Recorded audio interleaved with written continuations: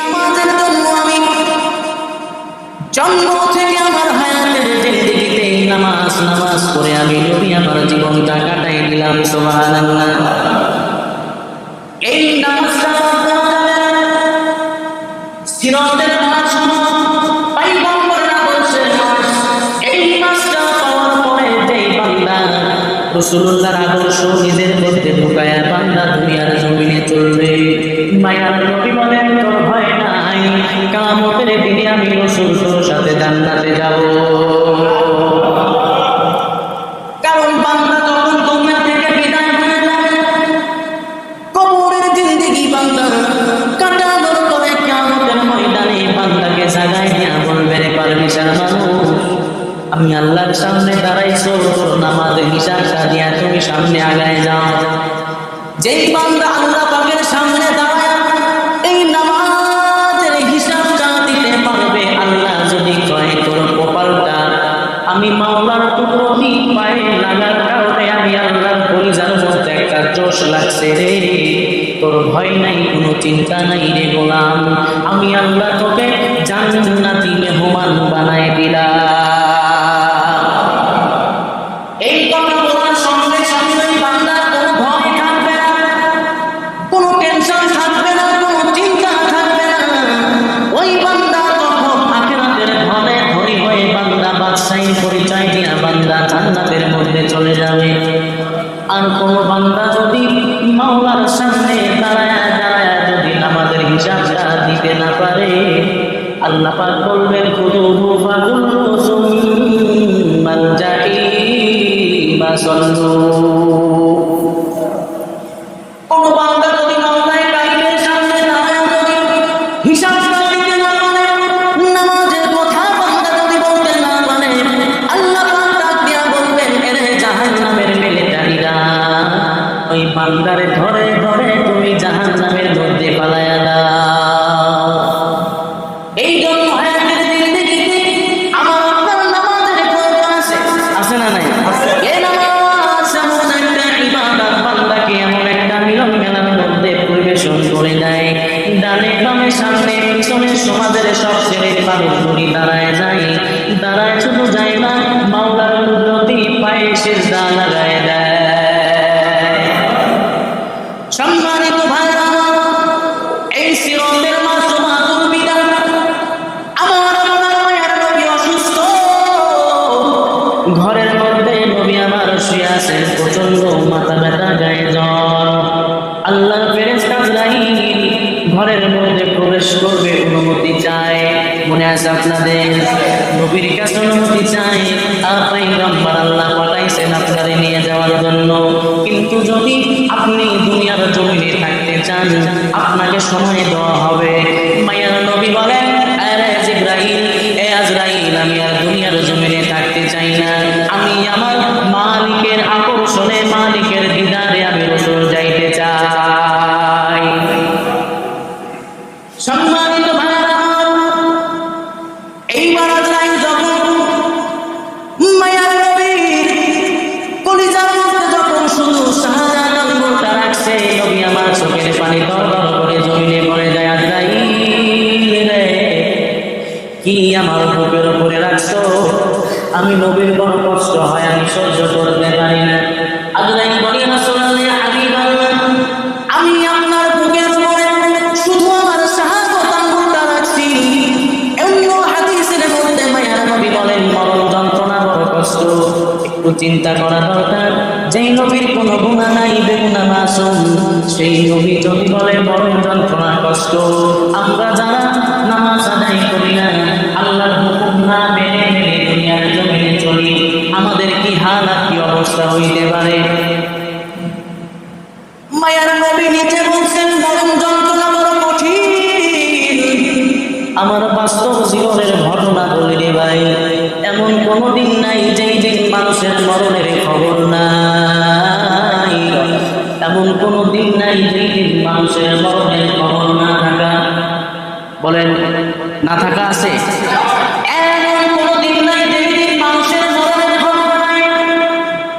আমার একজন আপনজন রাত 3টা থেকেই বুকের ওপরে নিয়ে বৃদ্ধ মানুষ সাকারাতুল মাউত শুরু হয়ে গেছে, মরণ যন্ত্রণা। ডানে তাকায়, বামে তাকায়, উপরে তাকায়, বুকের উপরে নিয়ে রাখলাম। বয়স্ক মানুষ, ফজরের আজান হয়ে গেল, তাকে রাইখা নামাজের জন্য চলে গেলাম। নামাজ আদায় করার পরে আবার তখন ফিরে তার কাছে চলে আসলাম। আসার পরে আবার এই বুকের উপরে আমি তাকে রাখছি। এই বুকের সাথে হেলান দিলাম, ডানে তাকায়, বামে তাকায়, কারো সাথে কোনো কথা বলে না। একটা পর্যায়ে যত সময় যাইতেছে, যত সময় যাইতেছে, তত চেহারা কেমন জানি হইতেছে। আমার দিলের মধ্যে একটু আন্দাজ হয়ে গেল।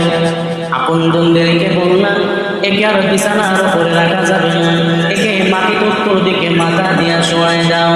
একটা পর্যায়ে যখন ওই বুড়িটাকে নিচে নামাই দিলাম, বালিশের সঙ্গে মাথা লাগাই দিলাই, আমার বুকের সঙ্গে জড়ায় রাখছি রে ভাই, একটু ভালো করে বুঝবেন, বুকের সঙ্গে জড়ায় রাখছি। যখন সময় যাইতেছে, আপনজনগুলি, ছেলে সন্তান, মেয়েরা, বিবিরা পায়ের কাছে বসে আছে, আমি মাথার কাছে আমার তার মাথাটা নিয়ে বুকের সঙ্গে আমি জড়ায় রাখছি। একটা পর্যায়ে আমি তাকাই দেখি ওই বান্দার চোখ দিকে উঠে যায়। আমার দিলের মধ্যে একটা আন্দাজ হয়ে গেল, ঘরের মধ্যে বুঝা যায় প্রবেশ করছে। কিতাবের মধ্যে পড়ছি, মালাকাল মাউতকে দেখলে বান্দার চোখটা ঠিক থাকে না, চোখটা বড় বড় হয়ে যায়, ডান দিকে তাকায়, বাম দিকে তাকায়। আস্তে আস্তে যখন ওই বান্দার চোখটা এত বড় বড়, ভয় ভয়ঙ্কর একটা চেহারার মতন দেখা যায়। এরে বন্ধু, শুধু তাই না, পয়গম্বর ইব্রাহিমের সামনে আজরাইল আলাইহিস সালাম চেহারা নিয়ে যখন দাঁড়ায় গেছে, পয়গম্বর ইব্রাহিম দেখার সঙ্গে সঙ্গে জমিনে বেহুশ হয়ে পড়ে গেছে। চেতনা পাওয়ার পরে ডাক দিয়ে বলে, এমন চেহারা নিয়ে তুই যদি মানুষের সামনে দাঁড়ায় যাও, ওই মানুষকে আর আলাদা করে শাস্তি দেওয়ার প্রয়োজন হবে না, কারণ তোমার বিকট চেহারা, এত কঠিন চেহারা যা আমি সহ্য করতে পারলাম না। একটা পর্যায়ে দেখি ওই বান্দার চোখটা বড় বড় হয়ে গেছে, ডানে তাকায়, বামে তাকায়, বিবি মুখ কালারে, বেটারা মুখ কালারে, আব্বাকে আব্বা কয়ে ডাক দেয়, বিবি স্বামী কয়ে ডাক দেয়, কিন্তু স্বামী কোনো কথা কয় না। আমি তখন চিন্তা করলাম রে মালিক, মরণ যন্ত্রণা বুঝি এত কঠিন, বিবি ডাকে কিন্তু স্বামী বিবির দিকে তাকায় না, সন্তান আব্বা কয়া ডাকে কিন্তু সন্তানের দিকে বাবা তাকায় না। একটা মৌলায় একটা বিগন্ত ভাবে ওই আল্লাহর বান্দা দুনিয়ার জমিন ছেড়ে বিদায় হয়, আমার বুকের উপরে চলে গেল। আমি তারে আস্তে করে জমিনে আমি মুখটা কেবলামুখী করে শোয়াই দিলাম, আর আমি মাওলাকে বলতেছি রে মালিক, এমন একদিন বুঝি আমাদেরও হয়ে যাবে, আপনজনগুলি পাশে থাকবে, বন্ধু বান্ধব থাকবে, কিন্তু এই চেহারা দেখলে আর কারোর সঙ্গে কথা বলা যাবে না। এইবার পয়গম্বর দুনিয়ার জমিন ছেড়ে বিদায় হয়ে চলে যাব। আমার আপনার মায়ার নবীর আদর্শের মাস চলতেছে বিদায়। এই আদর্শ নিয়ে সাহাবায়ে কেরাম যখন শুনছে মদিনায়, সমস্ত মদিনা বন্ধ অবস্থা, আসমান কান্দে, জমিন কান্দে, সাহাবায়ে কেরাম মাটিতে গড়াগড়ি করে কান্দে। ওমর তরবারি নিয়ে মদিনার মধ্যে ঘুরে আর বলে, একজন যদি বলো নবী নাই, আমি তাকে দুনিয়ার জমিন ছেড়ে বিদায় করে দেব। হযরতে বেলাল তার কাপড় চোপড় গোছাইয়া গাঁটটি বাইদা মদিনার গলি দিয়া তিনি যখন বিদায় নিয়ে যাইতেছে, সাহাবায়ে কেরাম বলেন, আরে বেলাল তুমি কই যাও? বলে, যেই জায়গায় নবী থাকবে না, আমি বেলাল ওই জায়গাতে আমি কোনোদিন থাকবো না। নবী যেই গলিতে গলিতে বেশি ঘোরাফেরা করতো, বেলাল ওই গলিতে গলিতে যায় আর গান গায়, দেখছো কে হো তোমরা মোদের নবী রে, এতিম বানায়া গেলেন আমারে। সাহাবায়ে কেরাম কান্না করতে করতে এত কান্না করেছে, তারপরেও নবীদের আদর্শকে তারা বাদ দেয় নাই।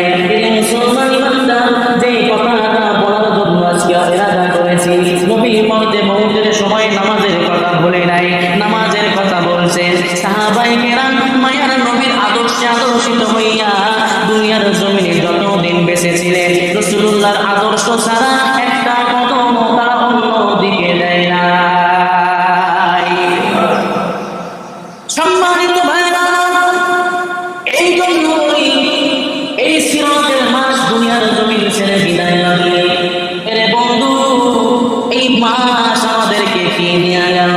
আমি আপনি যদি এই রবিউল আউয়াল মাসের রাসূলুল্লাহর আদর্শ যদি নিজের মধ্যে ধারণ করতে পারি, আল্লাহ বলেন তোমরা দুনিয়াতে যে সমস্যার মধ্যে তোমরা পড়ে যাবা, রাসূলুল্লাহর আদর্শ নিয়ে মরণের ভয় নিয়ে আমি আল্লাহর কাছে সাহায্য চাবা। 1 নম্বরে নামাজ, 2 নম্বরে ধৈর্য। এই নামাজের মাধ্যম দিয়া বান্দা যখন আল্লাহ পাকের কাছে সাহায্য চাবে, এই বান্দাকে দুনিয়ার আগুন তো দূরের কথা, কবরের আগুনও তাকে স্পর্শ করতে পারবে না। আমার আপনার পিতা আল্লাহ তাকে এমন একটা জামানার মধ্যে প্রেরণ করলেন, পিতার নাম ছিল আজর, মূর্তি পূজক। কি পূজক? মায়ের নাম খ্রিস্টানদের ভাষায় লেখা আছে, কিন্তু ইসলামী শরীয়তে কোনো প্রমাণ নাই। একদিন তার কওমের মানুষদেরকে বলে তোমরা আল্লাহর দিকে ফিরে আসো, বলে না কখনোই তা হইতে পারে না। পিতা আজরকে বলে আব্বা জান আপনিও ইসলামের দিকে চলে আসেন, বলে না না না, আমার বাপ দাদার ধর্ম ছেড়ে আমি কোনোদিন ইসলামের দিকে যাইতে পারবো না। ভালো করে কথাগুলি শুনবেন। একদিন সমস্ত মুশরিকরা, ওই সময়ের মুশরিকরা গাছের পূজা করত, চাঁদের পূজা করত, সূর্য পূজা করত, আগুনের পূজা করত, মূর্তি বানাইত। মুসলমান, একদিন সমস্ত মানুষগুলি ওই মুশরিকরা একটা মেলায় যাওয়ার জন্য রওনা হয়েছে। ইব্রাহিমকে ডাকতে বলে ইব্রাহিম তুমি আমাদের সঙ্গে চলো। আব্দুল ইবনে মাসউদ রাদিয়াল্লাহু তাআলা আনহু বলেন যে পয়গম্বর ইব্রাহিম বলেন আমি অসুস্থ, আমি তোমাদের সাথে যাইতে পারবো না। সমস্ত মানুষ মেলার মধ্যে চলে গেল। পয়গম্বর ইব্রাহিম চিন্তা করলেন এতবার আমি তোদেরকে দাওয়াত দিয়েছি, তোরা ইসলামের দিকে আসলি না, তবে অন্য একটা সিস্টেম আমি করবো। যখন সবাই চলে গেছে তখন ওদের মূর্তির মধ্যে ঢুকে সমস্ত মূর্তি, সূরা আম্বিয়ার মধ্যে আসছে যে সমস্ত মূর্তিগুলি ভেঙে চুরমার করে দিয়েছেন, শুধু একটা বড় মূর্তি বাদ দিয়ে ভেঙে দিয়ে কুঠারটা ওই মূর্তির ধারে ঝুলায় রাখছে। মানুষগুলি মেলা থেকে আসার পর তাকায় দেখছেন যে হাই হাই, আমার ভগবানদের, আমাদের ঈশ্বরদের কারো হাত নাই, কারো পা নাই, কারো মাথা নাই, কারো কান নাই, স্তব্ধ হয়ে গেছে। কে করলো এই কাজ? কে করতে পারে? একজন মুশরিক বলে শোনো, এই আজরের ছেলে ইব্রাহিম আছে যুবক, আমি ওর মুখে আমাদের মূর্তির বিরুদ্ধে অনেক কথা বলতে শুনেছি, তো তাকে জিজ্ঞাসা করো ডেকে আনা হয়েছে। বলি ইব্রাহিম আমরা তো ছিলাম না, এই মূর্তি তুমি ভাঙছো? বলে আমি ভাঙবো মানে? মূর্তি কয়টা ভাঙছে? বা সব কিছু ভাঙছে, তো বাকি আছে। বলে ওই দেখো একটা বড় মূর্তি তোমাদের ভগবান, তার তো কাঁধের মধ্যে কুঠার আছে, তাকে জিজ্ঞাসা করো কে ভেঙেছে, জিজ্ঞাসা করো। তো মানুষগুলি বলে তুমি কি পাগল হয়েছ? তারা তো কথা বলতে পারে না। তখন পয়গম্বর বলেন যারা কথা বলতে পারে না, নিজেকে রক্ষা করতে পারে না, তুমি তাদের কিসের ঈশ্বর মানো? কিসের ঈশ্বর তুমি মানো? একটা পর্যায়ে নমরুদের কাছে নিয়ে গেছে। 400 বছর রাজত্ব করেছে এই বদমাইশ নমরুদ চিন্তা করলো যে আমার সামনে ইব্রাহিম আইসা হয়তো আমাকে ঈশ্বর মানবে। দাঁড়ায় গেছেন, বলে ইব্রাহিম বলো তোমার পালনকর্তাকে। তখন তিনি বলতেছেন রব্বায়াল্লাযী ওয়া ইহইয়া ইয়াহয়ী ওয়া ইউমীত, যে আমার পালনকর্তা তিনি, যিনি বাঁচাইতে পারে মারতে পারে। সুবহানাল্লাহ। নমরুদ বলে ও তো আমিও পারি, তুমি পারো? বলে হ্যাঁ। প্রমাণ চাও? বলে হ্যাঁ প্রমাণ চাই, প্রমাণ দিতে হবে। তো ঠিক আছে প্রমাণ তুমি দিয়ে দাও। তখন নমরুদ কি করছে, তার জেলখানার মধ্যে যে আসামিগুলো ছিল ফাঁসির দণ্ডপ্রাপ্ত আসামি, বলতেছে 2 জন ফাঁসির দণ্ডপ্রাপ্ত আসামিকে আমার কাছে নিয়ে আসো। আনছে, বলে তোদের কাছ থেকে আমি বেকসুর খালাস করে দিলাম, এবং যে আসামিদেরকে দিয়ে ছেড়ে দেওয়া হবে বেকসুর খালাস, ওদেরকে নিয়ে আসো। আনা হয়েছে, বলে আজকে রাত্রিতেই এদেরকে ফাঁসির কাছে ঝুলাবো। এইবার নমরুদ ডাক দিয়ে বলে ইব্রাহিম তুমি যে বলছিলা তোমার মানুষকে বাঁচাইতে পারে আবার মারতে পারে, আমি তো প্রমাণ দিলাম তোমার সামনে, আমি মারতেও পারি, বাঁচাইতে পারি। ইব্রাহিম বলেন, আরে বাবা, আমার আল্লাহ পূর্ব দিকে সূর্য উঠায়, পশ্চিমে নামায় দেয়, তুমি কেমন ঈশ্বর দাবি করো? তুমি একটা বার দেখি সূর্যটা পশ্চিম দিকে উঠায় দাও। নিজের প্রশ্নের চালের মধ্যে ভেসে যাওয়ার পরে একটা পর্দায় লাগাননি তো মানুষদেরকে ডাক দেয়া বলেন, দেরি করা যাবে না, এই বদমাশটাকে নাউজুবিল্লাহ বলেন, এই ইব্রাহিমকে আগুনের মধ্যে জ্বালায় দিব। যেই কাজ সেই কথা, নিজের বাবা যখন বিরোধিতা শুরু করে দিল, আগুনের কোষ্ঠী জ্বালানো শুরু করলেন। একদিন না, 2 দিন না, 40টা দিন পর্যন্ত উন্নত পরিমাণে লাকড়ি এবং কয়লা দিয়ে আগুনের কোষ্ঠী জ্বালায়। 1 কিলোমিটার এরিয়ার মধ্যে দিয়া কোনো মানুষ যাইতে পারে না। কোনো পাখি যদি ওই কুণ্ডের উপর দিয়া উড়ে যায়, মোমের মতো বলে নিচের দিকে পড়ে যায়। একটা পর্যায়ে নমরুদ ডাক দিয়ে বলে, শোনো, ইব্রাহিমকে পোড়ানোর সুযোগ আইছে গো, আর দেরি করা লাগবে না। কেমনে পোড়াবা?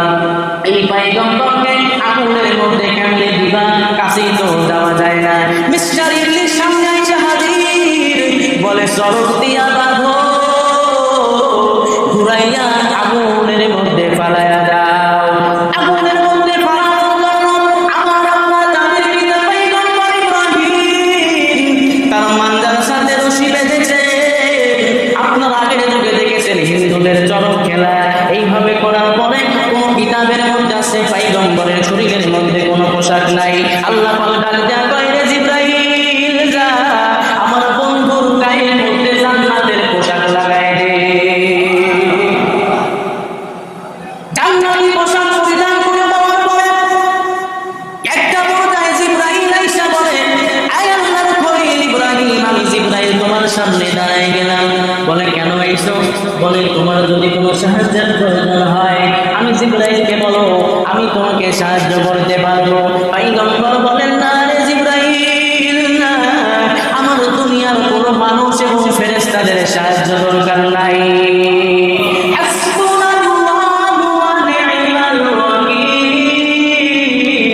পয়গম্বর বলেন, আমার জন্য আমার রব হলেন উত্তম সাহায্যকারী। পয়গম্বর ইব্রাহিম বলেন যে আমাকে সাহায্য করার জন্য আমার আল্লাহই যথেষ্ট। এই কথা যখন বলছেন, আমার আপনার রবের কলিজার মধ্যে একটা প্রেমের একটা জোশ লেগে গেছে। আল্লাহ পাক তখন আগুনকে ডাক দিয়া বলে,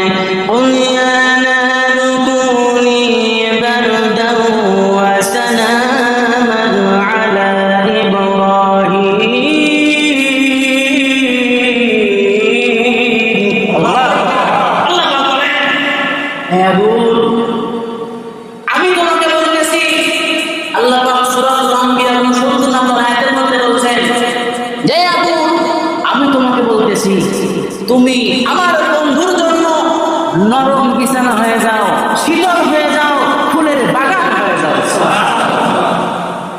এইবার নমরুদ যখন ইব্রাহিমকে যখন আগুনের মধ্যে ফালায় দিল, প্রচন্ড বিপদের সময় আপনার পিতা ইব্রাহিম ভয় পায় নাই, ধৈর্য হারায় নাই, আল্লাহর উপর ভরসা করে আল্লাহর তাওয়াক্কুল করে দাঁড়ায় গেল।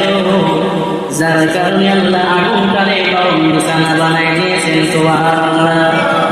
বেঈমান গুলি তাকায় দেখেন আগুন জ্বলে, কিন্তু পয়গম্বরের শরীরের মধ্যে লাগে না। দেখে দেখে দেখার পর আল্লাহ যদি হেদায়েত না দেয়, যদি আল্লাহর কাছে কোনো বেঈমান কোনো বান্দা হেদায়েত না চায়, তার হেদায়েত পাবে নাই। বেঈমান গুলি হেদায়েত চায় নাই, যার কারণে এত কিছু দেখার পরেও তারা ইসলাম ধর্ম গ্রহণ করতে পারে নাই। এর মুসলমান ইমানদার, যেই কথাগুলি বুঝাই নিয়ে বলতেছিলাম, এই সিরাতের মাস আমার আপনার মাঝখান থেকে বিদায় হইতেছে। হায়াতের জিন্দেগি কত আমরা জানি না, আপনারাও জানেন না।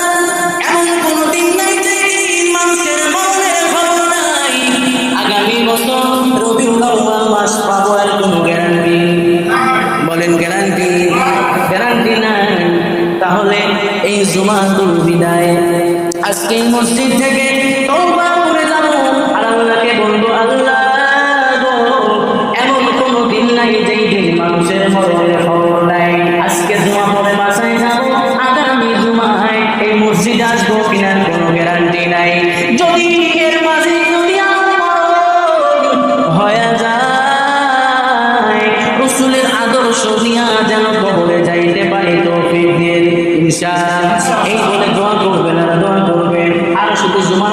নামাজ পড়বে, বাকি দিন করা লাগবে, বলেন লাগবে? এনে বাবা লক্ষ টাকা থাকতে পারে, 100 বিঘা জমি থাকতে পারে, বান্দা মরে যাবে, কবরের মধ্যে রাইখা দিবে কিছুই, কিন্তু কবরের মধ্যে যাবে না। মানুষের যতগুলো মামলা আছে কিয়ামতের ময়দানে সবচাইতে প্রথম নাম্বার বড় মামলা হলো কবরের মামলা। কিসের মামলা? এই কবরের মামলা। এই মামলায় যদি কোনো বান্দা একবার আটকা যায়, দুনিয়ার আইনের মতো কিন্তু আইন না। বান্দা নাটোর 10 কোর্টে কেসে হেরে গেলে ঢাকা সুপ্রিম কোর্টে যাই আপিল করার সুযোগ থাকে, কিন্তু কবরের মামলায় যদি কোনো বান্দা একবার হেরে যায়, ওই কবর থেকে আযাব শুরু হয়ে যাবে, আর কমবে না।